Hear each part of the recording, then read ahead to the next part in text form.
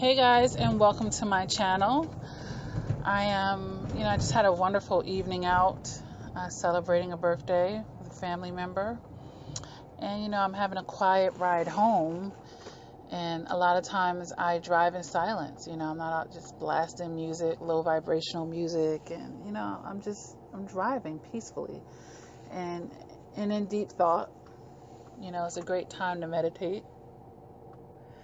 And every now and then, me being the vessel that I am, a message will come through me, and Spirit will say, hey, you know what, somebody needs to hear this.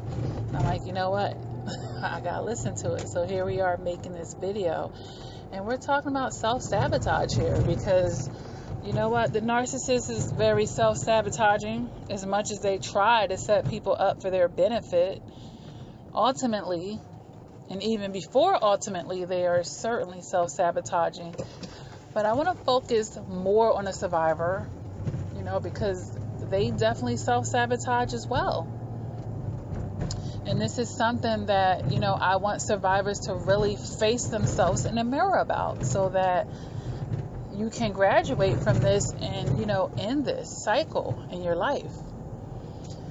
Sometimes we're just so used to getting less than, we're so used to that toxicity, and, we become, and this is going to sound crazy, right? It's going to sound crazy, but we become addicted to losing. You're almost addicted to losing. And every time you have that opportunity and that moment to break away, to do the right thing, to really have that shift, you find a way to self-sabotage it. And then you end up right back in that same situation. And I don't even want to call it a struggle love, because there's no love there with the narcissist. But that's what it's going to feel like to you. As you're fighting to force the issue, fighting to hold it together, fighting against the ending and standing in resistance, bumping your head up against the wall. It's self-sabotaging. It is self-sabotaging. And, it has to become exhausting, But we all have to reach that fed up point, and I understand that. And that keeps the survivors in that cycle until they reach that fed up point. But you shouldn't be struggling, guys. You shouldn't be struggling to love anybody. That's a red flag. If I gotta struggle to love you, if it's a struggle to love you, that's a red flag. And I used to be one of those toxic people that just had to quote unquote struggle love. And I used to let narcissists come into my life and F my ish up every time. I'll be doing good in life when they come. And by the time they get done, I'm rebuilding. I'm holding on by a thread, gasping for air, if you will, after I've been punched in the gut, figuratively here, by all of the emotional and psychological and financial abuse. And I'm trying to regroup here. But we have to get to a point where we stop letting people that are unworthy of us, men and women. This isn't just talking about no Tyrones here for my male viewers. You guys, it's crazy sometimes how I see how this works. How a lot of decent men end up with these women that just take them for granted, and vice versa. But that's your brokenness and your toxicity allowing you to vibrate on a level that energy, that you will condone that energy for X amount of time in your life, usually long enough for them to come in and mess your ish up. And that has to be frustrating. And now you're trying to do damage control. Now you're trying to recoup while they're on to the next person that they want to devastate. We have to pay attention to these red flags. And we got to have a long memory in a certain sense. When I say a long memory, I don't mean, okay, all day I gotta relive this, but you know, when they're showing you who they are, when they are showing you who they are, we gotta stop minimizing it. We gotta stop making excuses.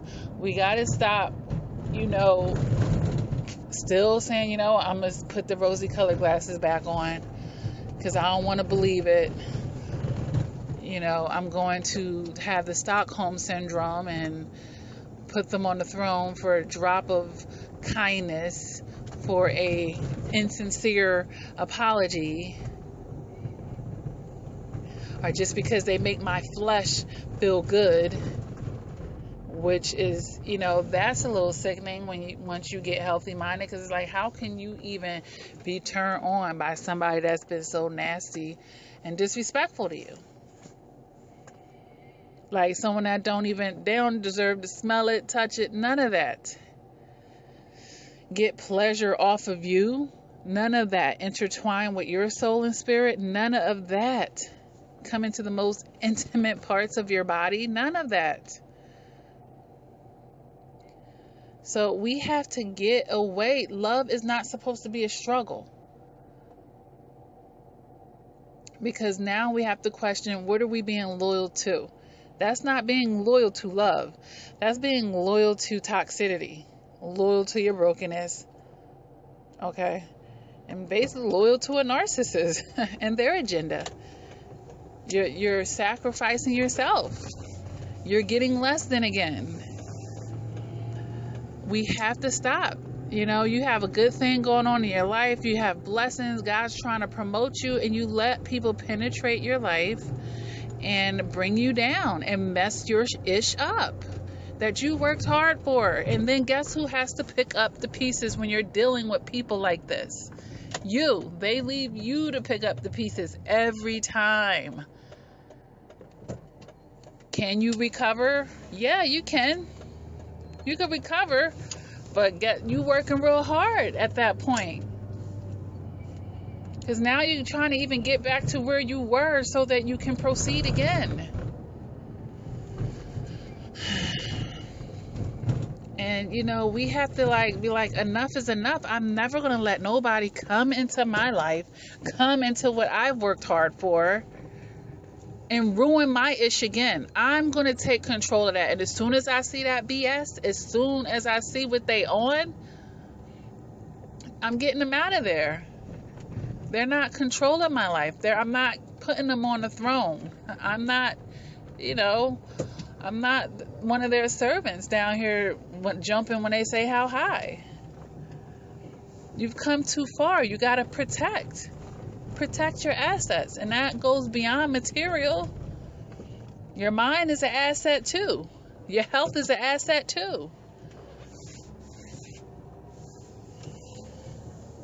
So we really we gotta get sick and tired of being sick and tired.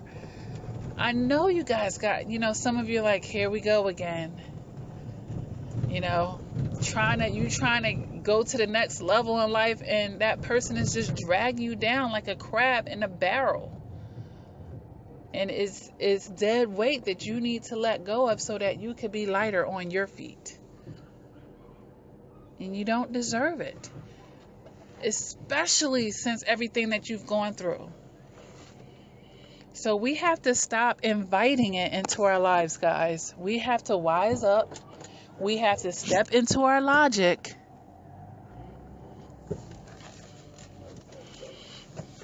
And, you know, protect what's ours. Nobody gonna take care of your stuff like you will, okay? Most people, you know, they don't appreciate stuff, and they're not taking care of it. And especially when we're talking about a narcissist. So you have to protect your own self.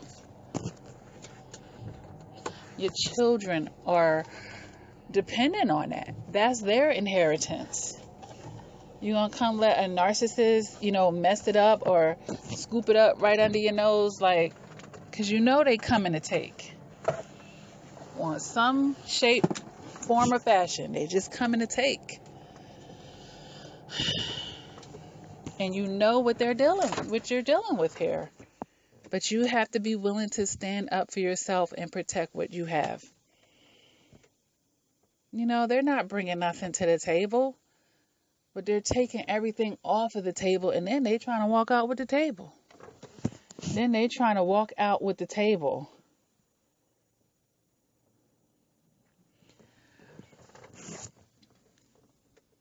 So let's get away from this quote unquote struggle love, because that's what, that's the term that we hear nowadays, but it's not love.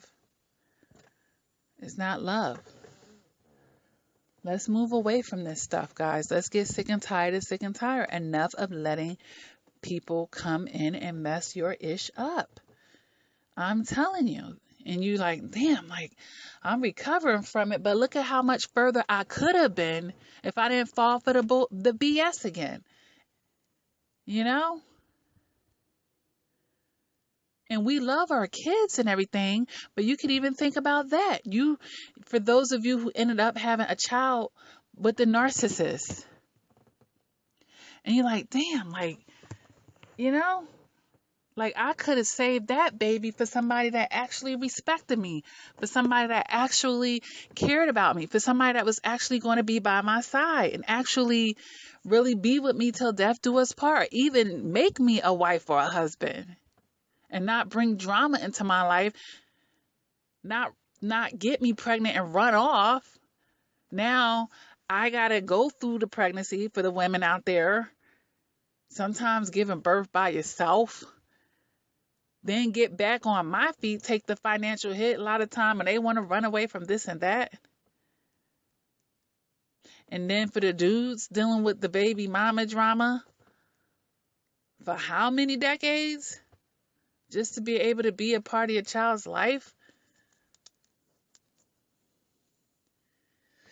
And it's just this never-ending stop of chaos and cycle every time you have to deal with this person, even on the smallest of scales. Like, and you feel like it's a setback. You love your kids, but you feel the drama, the person that's connected, that middleman. It's drama.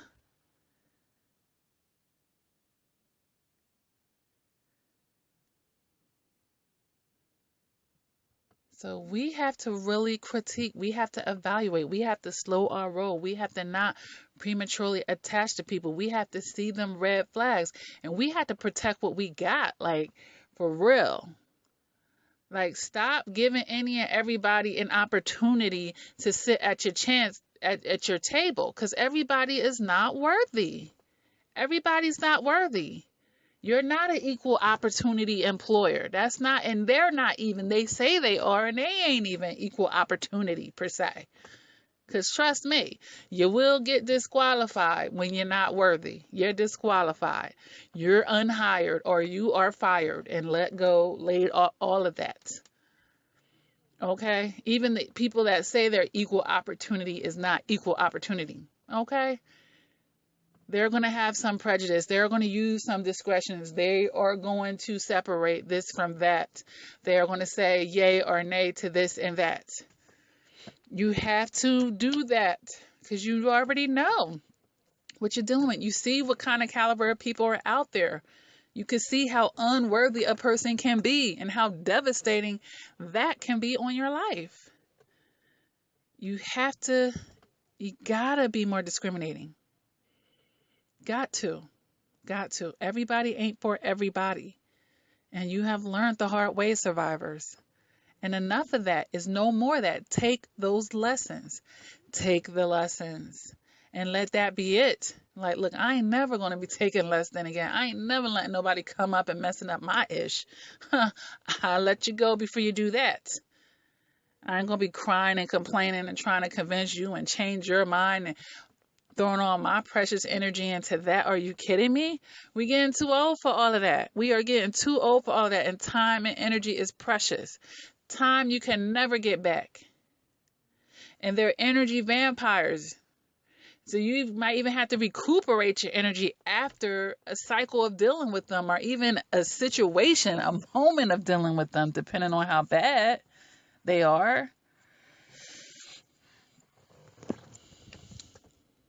We have to make better decisions, guys. We have to make those better decisions. And that's going to come when we step out of those emotions. Too many emotional decisions and not enough logic. Not enough talking about your brain and using your head now. Not enough of that, guys. And you see where it's landing you.